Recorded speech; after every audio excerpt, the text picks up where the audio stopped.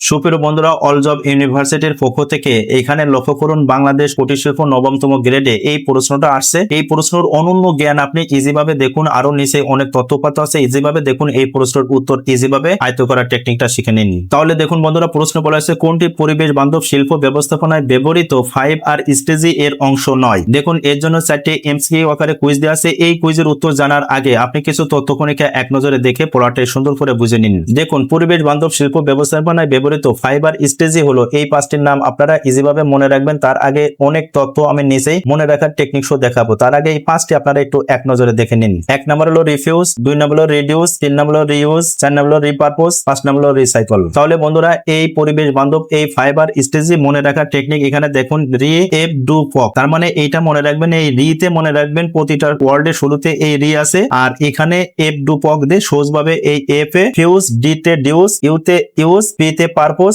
C তে circle বোঝানো হয়েছে এখানে ইজি ভাবে। তাহলে এই তথ্যগুলো ইজি ভাবে দেখে নেবেন। আর বন্ধুরা, এখানে যে 5R স্টেজের কথা বলা হয়েছে, এইটার মূল কথা হলো কি, দেখুন, ফেলে দিও না, ব্যবহার পাল্টাও, চক্রে ফেরাও। তার মানে এইগুলো বারবার কি করতে হবে, রিফিউজ, রিডিউস, রিইউজ, রিপারপোজ, রিসার্কল। তাহলে এইভাবে আপনারা এই পড়াটা আয়ত্ত করে নেবেন। আর বন্ধুরা, অবশ্যই জ্ঞানমূলক ভিডিওটা দয়া করে আপনি শেয়ার করে দিবেন।